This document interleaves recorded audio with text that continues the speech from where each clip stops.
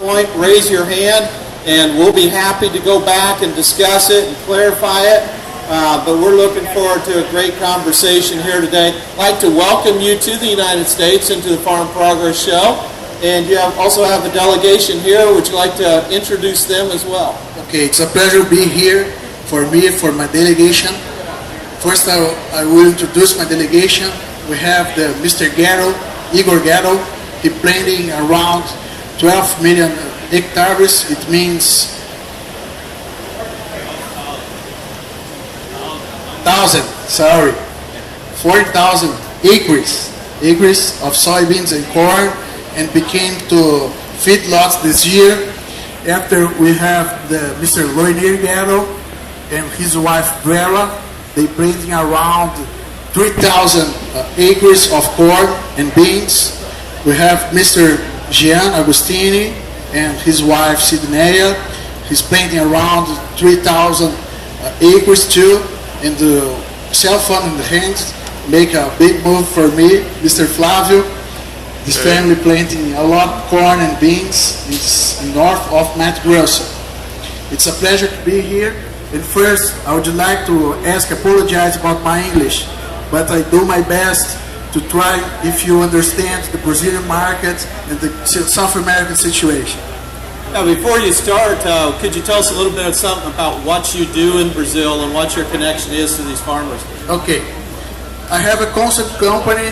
This year, I hit the 1 million tons advisor directly. I advise him to search a good moments to sell their beans, to sell their corns, go to exchange, make some hedge, make some buyer positions, sell the physical, buy the future.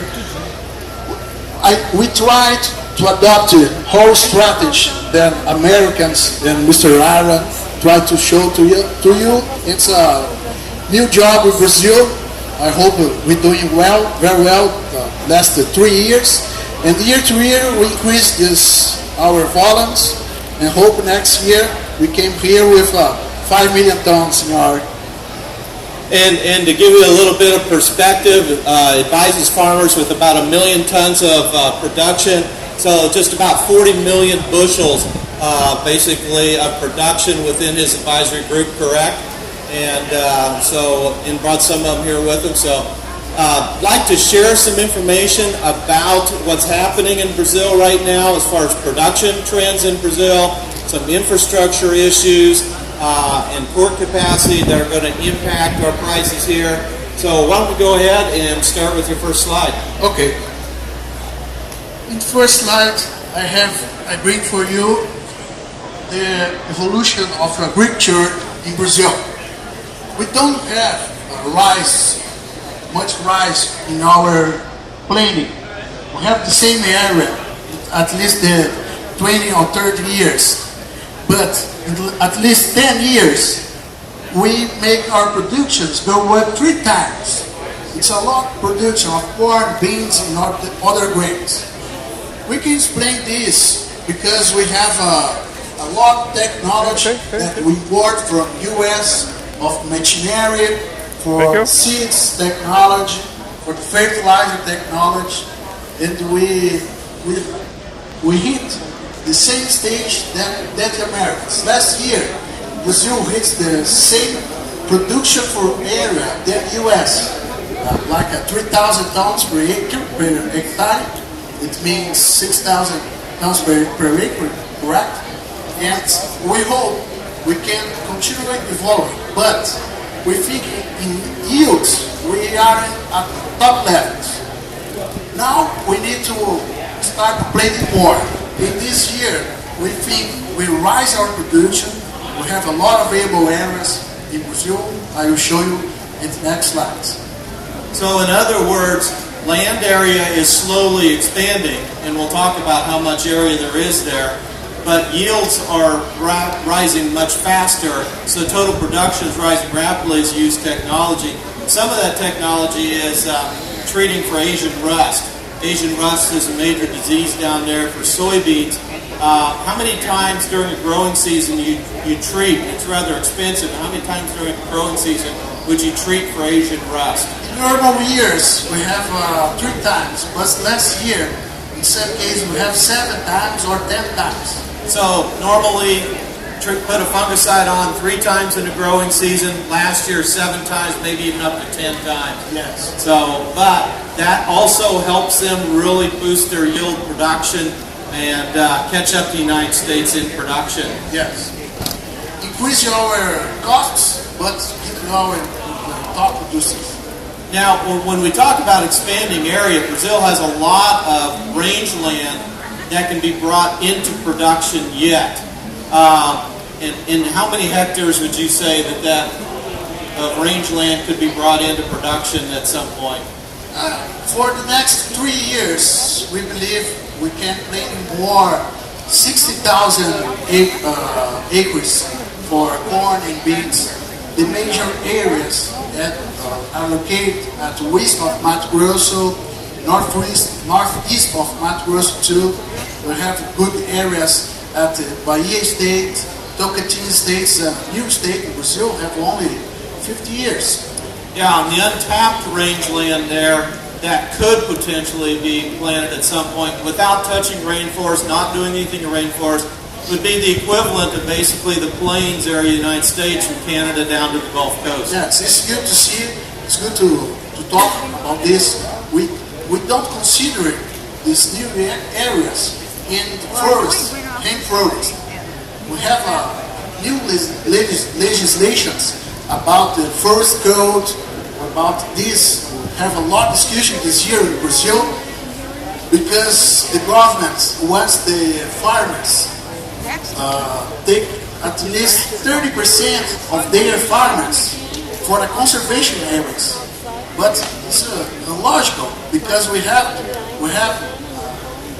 incentives of government at least 10 years to open areas in Mato Grosso, and now the government wants the farmers have take for the conservation areas 30%. It's a lot. It's a lot of areas. We don't like it. We try to fight with the government, but it's hard. We have no one likes the governments. Like no farmer likes. I think the Americans don't like too. But we have a lot of job to do. Here I brought a chart with available land for agriculture in the world. In the base we have the countries. First Brazil, second US, the third Russia, and axis we have in yellow lines what you use to produce. And the green lines, it's what is available. Brazil is planting less than half than US plant. But we have a lot of areas to plant. It's around 300 million hectares, 6 million acres. But we cannot consider that because we have a lot of desert areas at the south. We have a lot of degraded areas. We discussed this when we came back with we go to the show with our agronomist, Mr. João, and talk with. It's very difficult to use degraded areas. In some cases, no fertilizer will recover these areas. In other words, it requires keeping prices high in order to make some of this land worth bringing into production. Yes, for sure. If prices keep being higher, the land prices goes up. Every year we have some discussions this year in Brazil. We have 1 acre sold by for 1 million, 2 million bags of soybeans. The land is priced in bags of soybeans, and a bag of soybeans is 60 kilograms. Yes. Each kilogram is about 2.2 pounds. It's a lot. Year to year, the land price turns expensive due to the higher price of commodities. And together with this, we have a lot increase of our costs, like fertilizer, like freight costs. We talk more for the logistics at the end of the presentation. But year to year, our costs higher than our earnings high. And our margins start to be tiny. But last year, we have a good margins around 30%. And this year, with gas prices, we have a profit margins with a 40%. It's a lot of money for this business. 30 to 40% profit margins the last 2 years. Yes. So that allows for the expansion, part of which we're expecting for the coming year. Yes, the yields compense this higher cost of production. In the next slide, I brought to you just to see the commercial balance in Brazil. Here I have the numbers, but what I want to show to you is the last chart. We have the years in the baseline and how many US billions our balance, commercial balance growth. Commercial balance and in the yellow columns and what color in English are the second is gray, correct? The gray colors is the agronomic, yes, it's agronomic commercial balance. We have a grow up in 10 years around 82% on our commercial balance. And this leads because our agriculture leads our country. We are agriculture country. Around 40% of the earnings of our government came from the agriculture. And we don't have the same of our governments do us. We don't have new roads, new rails, new incentives to plant in the same portion.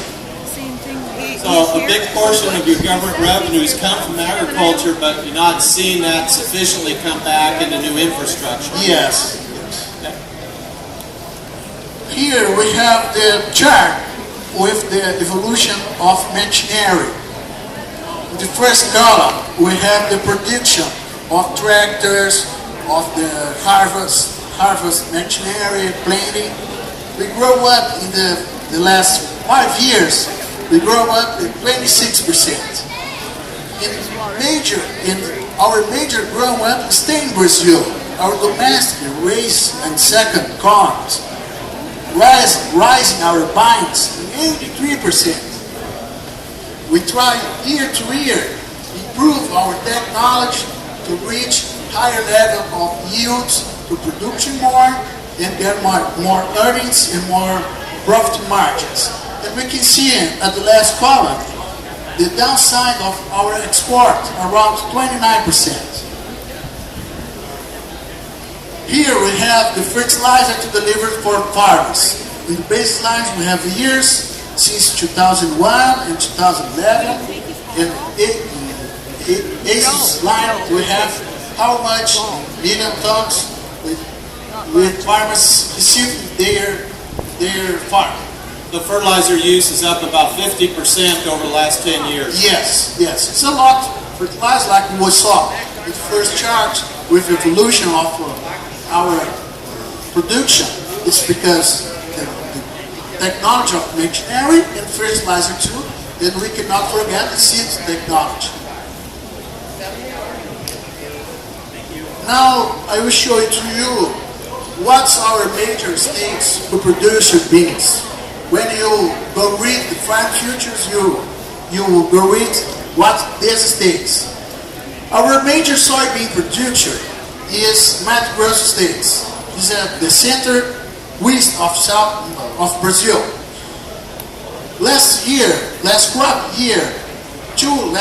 years, we produced in Mato Grosso around 20 millimetric tons of beans. In this year, even the drought situation that hit the south of Mato Grosso, we produced more beans. Again, we produced 22 millimetric tons. Our second soybean producer in Brazil, it's Paraná State. It's the third of the south. First is Rio Grande do Sul, it's the third top producer. After Santa Catarina, don't produce too much. In Paraná, that's our second producer. Last 2 years ago, Paraná State produced around 50 million metric tons. In this year, because of the drought situation, the government data show the Paraná produce only 10 million metric tons. And Rio Grande do Sul states, my state, lost the third position because we have a severe drought situation like you see in US this year, and our production down from the 11 million metric tons to 60 million metric tons or less. I believe we produce this year in the